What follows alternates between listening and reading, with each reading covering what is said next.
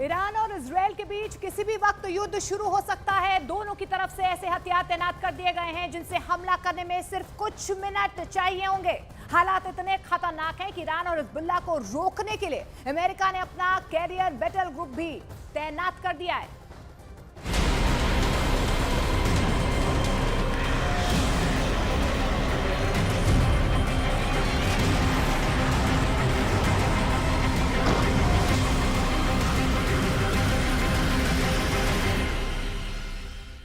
אנחנו לוקחים ברצינות את ההצהרות והאמירות של אויבינו, ועל כן אנחנו ערוכים במוכנות שיא בהתקפה ובהגנה, ואנחנו נפעל על פי הנחיות הדרג המדיני.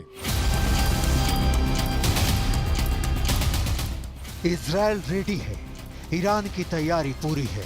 America भूमध्य सागर में युद्धपोत भेज चुका है। इंग्लैंड, जर्मनी, फ्रांस साझा बयान जारी कर चुके हैं। ईरान करने वाला है इजराइल पर अब तक का सबसे बड़ा हमला। सुप्रीम लीडर अयातुल्ला खामनेई ने कर लिया है पक्का फैसला।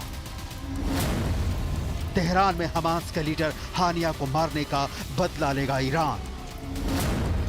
ईरान इजराइल में छिड़ने वाला है घनघोर युद्ध।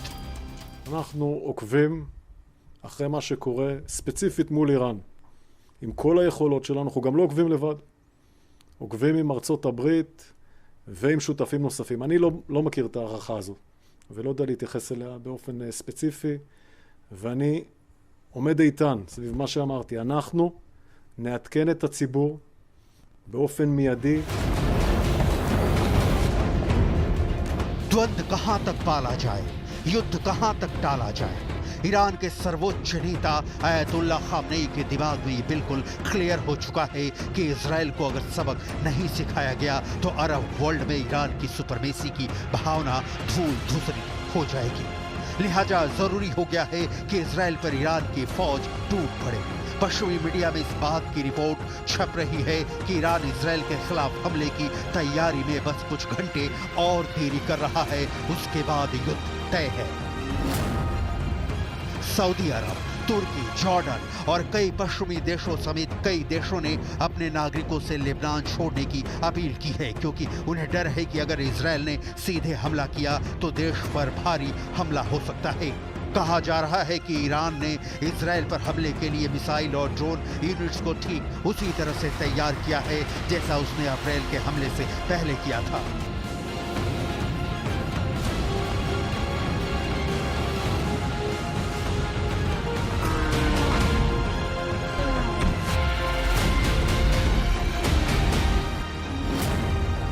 ऐसे में सवाल उठता है कि अगर वाकई ईरान ने इजराइल पर हमला किया तो क्या होगा? इजराइल की जवाबी कार्रवाई कैसी होगी? क्या इस हमले के बाद दोनों देशों के मित्र देश और संगठन भी इस जंग में कूद पड़ेंगे? सवाल तो यह भी है कि अगर ईरान इजराइल के बीच युद्ध छिड़ता है तो कौन पड़ेगा भारी, क्योंकि दोनों की दिख रही है पूरी तैयारी।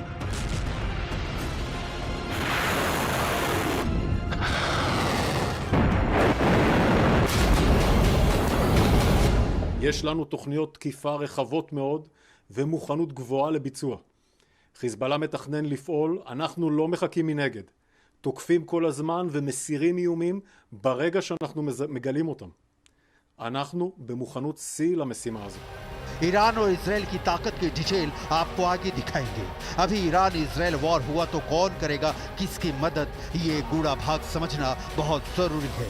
अमेरिका और ब्रिटेन जैसे मित्र देशों ने इजराइल की मदद के लिए उसके इर्द गिर्द अपने फाइटर जेट्स और युद्धपोतों को तैनात करना शुरू कर दिया है।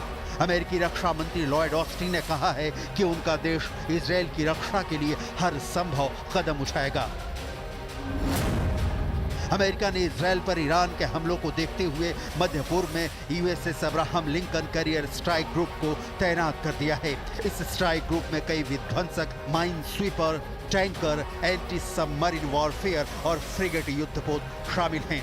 अमेरिकी नौसेना का USS Theodore Roosevelt carrier strike group भी इन दिनों मध्य पूर्व में गश्त लगा रहा है। इस स्ट्राइक ग्रुप में भी कई दूसरे युद्धपोत और पनडुब्बियां तैनात हैं।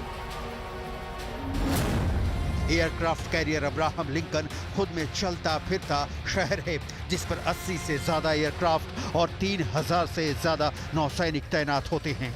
अब्राहम लिंकन एयरक्राफ्ट कैरियर अपने साथ F-35 लड़ाकू विमान भी लेकर जा रहे हैं। F-35 को दुनिया का सबसे एडवांस लड़ाकू विमान माना जाता है। यह लड़ाकू विमान दुश्मन के राडार को चकमा देकर हमला करने में माहिर है। एयरक्राफ्ट कैरियर अब्राहम लिंकन पहले आराम से इस क्षेत्र की तरफ बढ़ रहा था, जहां इसे USS Theodore Roosevelt aircraft carrier की जगह लेना था, लेकिन अमेरिका के रक्षा मंत्री ने इसे तेजी से आगे बढ़ने का आदेश दिया है।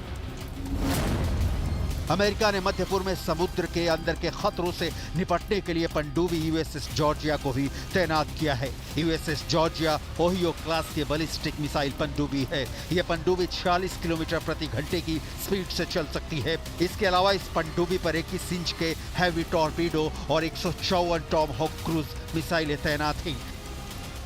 पिछले साल अक्टूबर में बाइडेन ने पूर्वी भूमध्य सागर में इसी तरह की तैनाती का आदेश दिया था, जब दुनिया के सबसे बड़े एयरक्राफ्ट कैरियर में से एक यूएसएस गेराल्ड आर फोर्ड इस क्षेत्र में पहुंचा था और इस बेड़े में यूनाइटेड किंगडम के जहाज और जासूसी विमान भी शामिल हुए थे। अमेरिका ने ईरान के हमले के खतरे को देखते हुए मध्य पूर्व में F-22 लड़ाकू विमान को भी तैनात किया है। अमेरिका के सेंट्रल कमांड ने कुछ दिनों पहले ही कहा था कि उनके ऑपरेशनल एरिया में F-22 रैप्टर विमान आ चुके हैं। ये स्टील्थ तकनीक से लैस विमान है, जिसे अमेरिका ने किसी भी देश को नहीं बेचा है। ईरान इजराइल पर हमला करता है तो इसकी 100% गारंटी दिख रही है कि अमेरिका सिर्फ हस्तक्षेप नहीं करेगा, बल्कि इजराइल की ओर से ईरान पर हमला करेगा। ये सब अमेरिका उस वक्त कर रहा है जब अमेरिकी राष्ट्रपति जो बाइडेन गाजा में इजरायली युद्ध की आलोचना कर रहे हैं।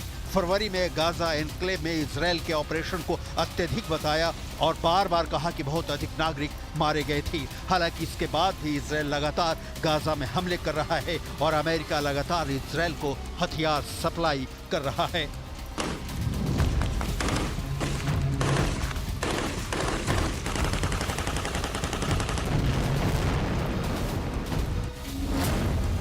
पिछले हफ्ते अमेरिका ने इजराइल को $3 अरब से ज्यादा के हथियारों की सप्लाई को मंजूरी दी है।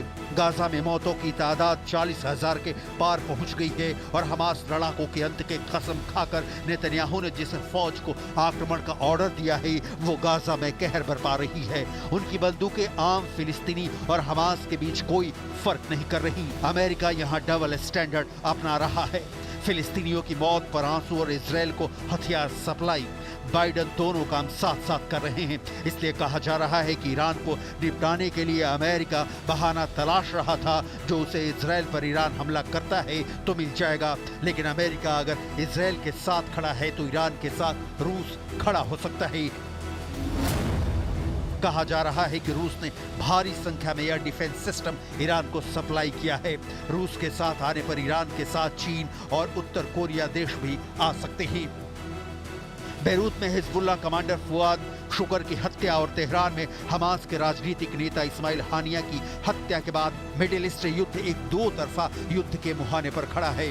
हमास और हिजबुल्ला कमांडर की हत्याएं 30 और 31 जुलाई को हुई थी और ईरान ने बदला लेने की कसम खाई थी। एक्सपर्ट्स को इस बात की चिंता है कि ईरान या उसके सहयोगी हिजबुल्ला की ओर से दोनों हत्याओं का कोई भी प्रतिशोध एक व्यापक क्षेत्रीय युद्ध को जन्म दे सकता है और संभावित रूप से अमेरिका को अपने सहयोगी इजराइल के समर्थन में युद्ध में शामिल होने पर मजबूर कर सकता है।